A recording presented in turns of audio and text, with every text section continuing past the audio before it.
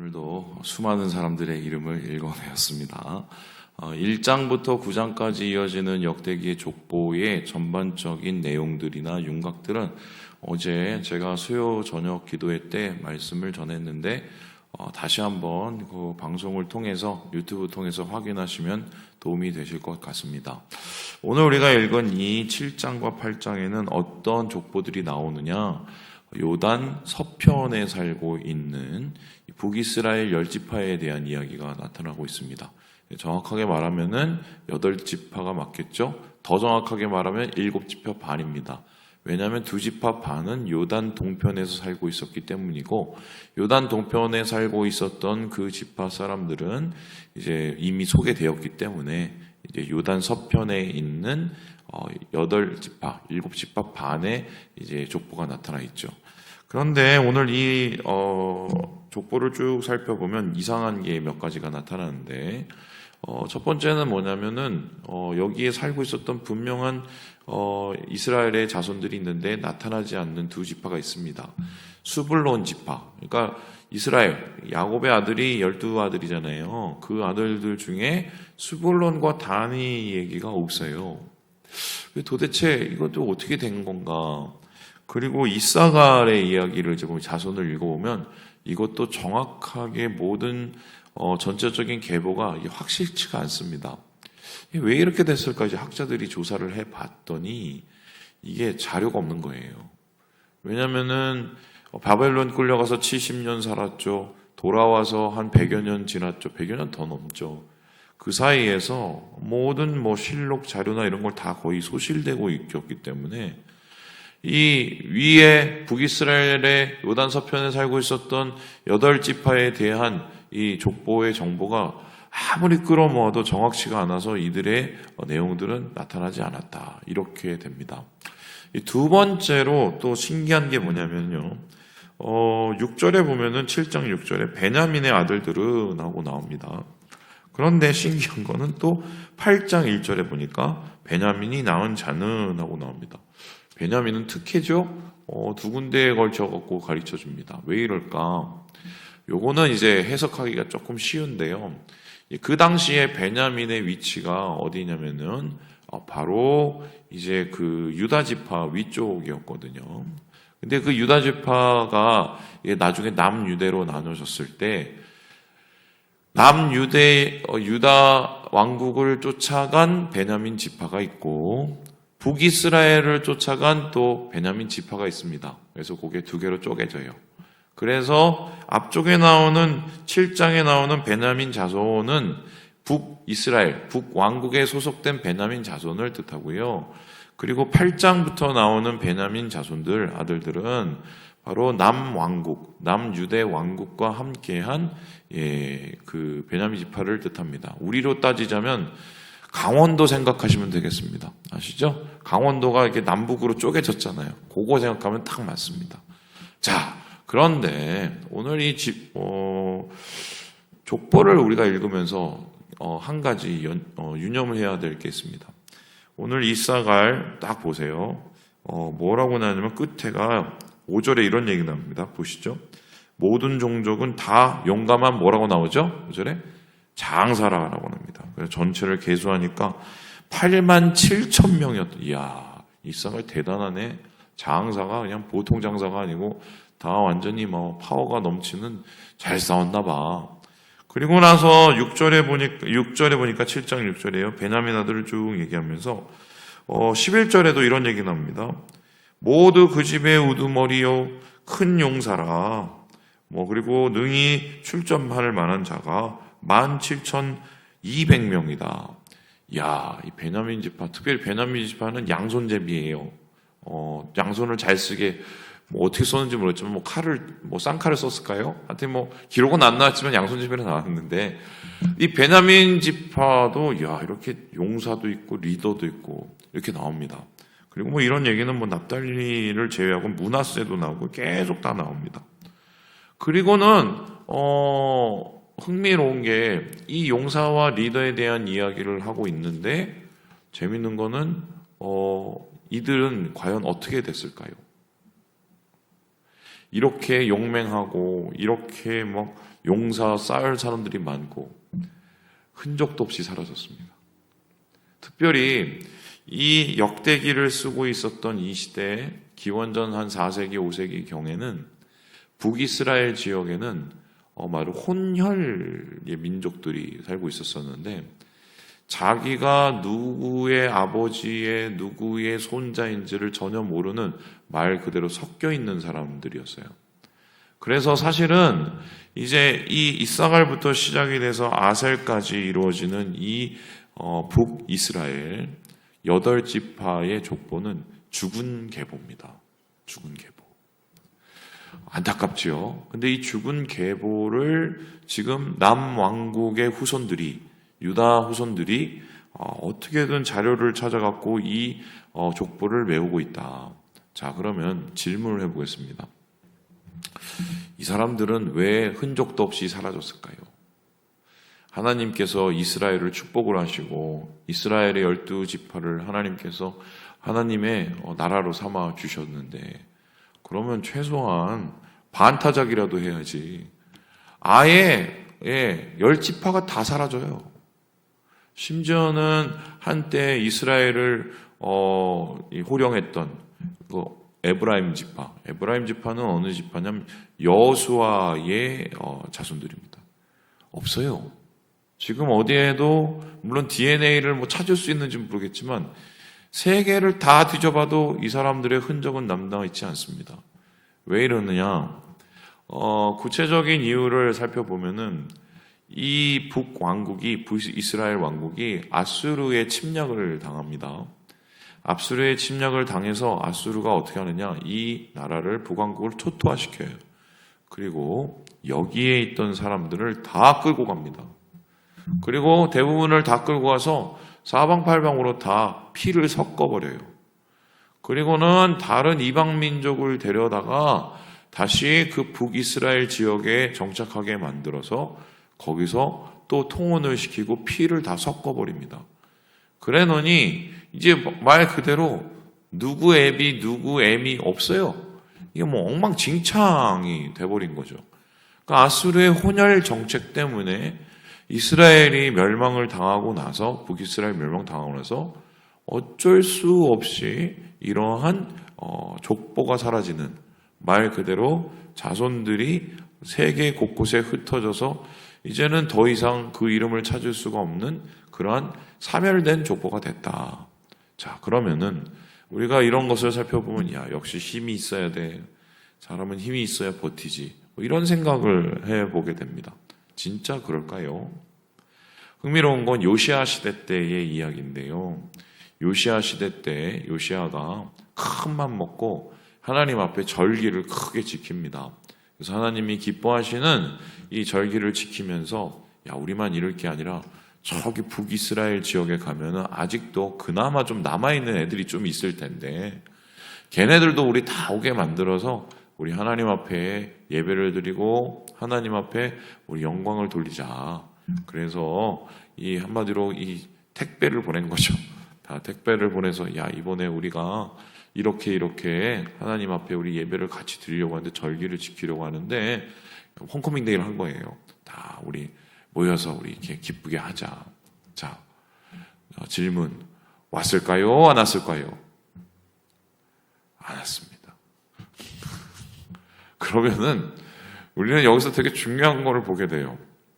그나마 몇몇 안 되는 사람들조차도 어쩌면은 남왕국에서 큰 마음을 가지고 이들을 품으려고 노력을 했는데 나오지 않았다.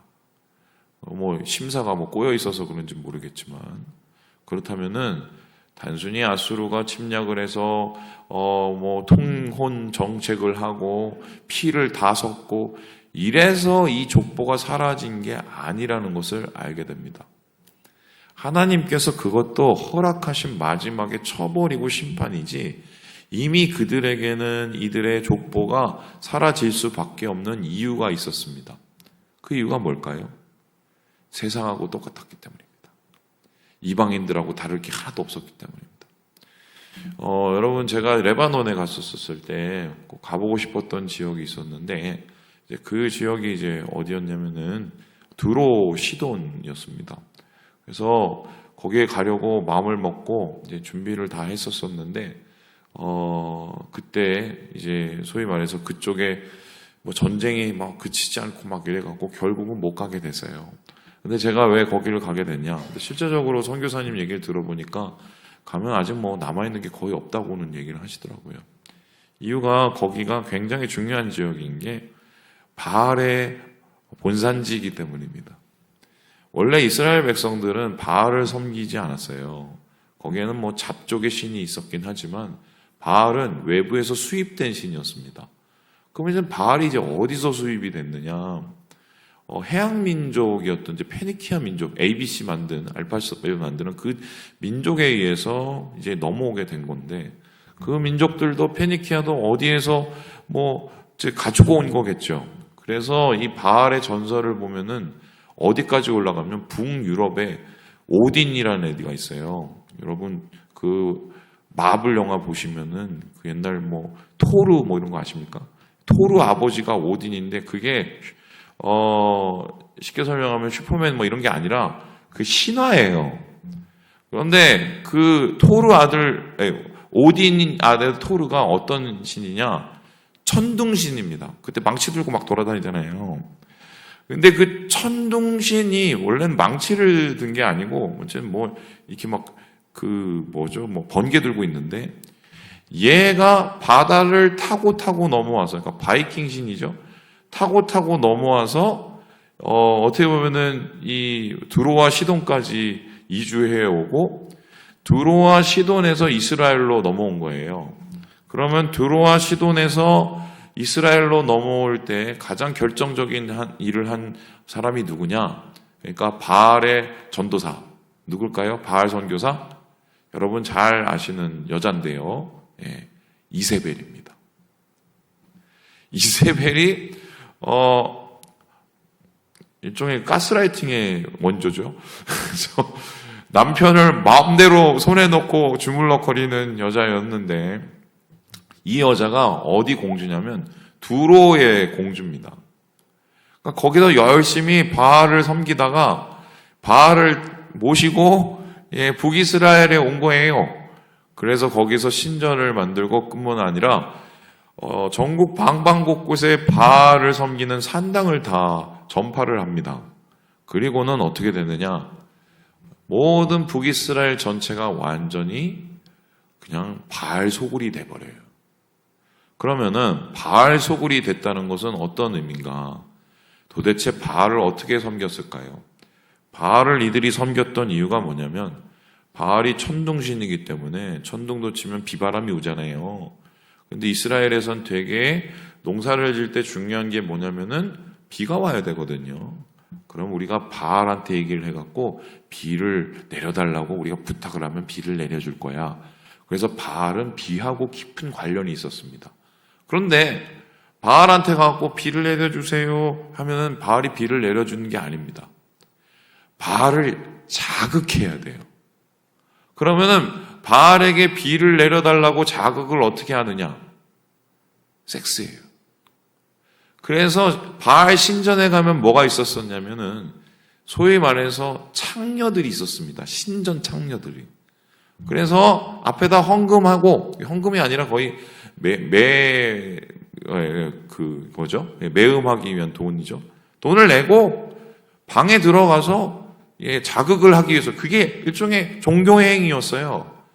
그렇게 하면은 그 자극을 받아서 바알이 자극을 받아서 뭘 내려줘요? 비를 내려주는 이게 바알 신앙이었습니다. 엉망진창이죠? 그런 신을 전국 곳곳에서 다 섬겼으니 이게 나라가 완전히 개판인 거죠. 거기에서 이제 하나 더 뜨게 되는데 이제 아스타롯 혹은 아세라는 여신까지 섬기게 됩니다. 아세라하고 아스타롯은 어떤 신이냐? 여기에 대해서도 여러 가지 썰이 많지만 정확한 거 한 가지는 풍요와 다산을 상징하는데요. 바알과 어떻게 연계되냐면 이게 또 썰이 여러 가지 있지만 제가 살펴본 가장 적당한 썰은 바알의 어머니입니다.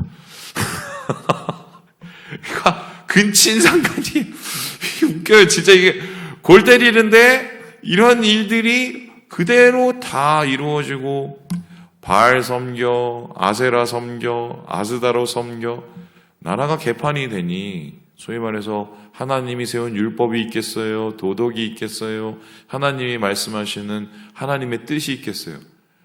한마디로 세상과 똑같은 거예요.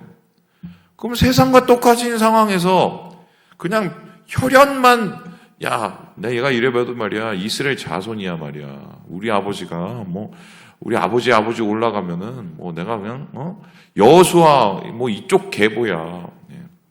세상에서 제일 바보 같은 게 자기 족보 자랑하는 사람들인데 제가 족보의 진실을 말씀해 드릴까요?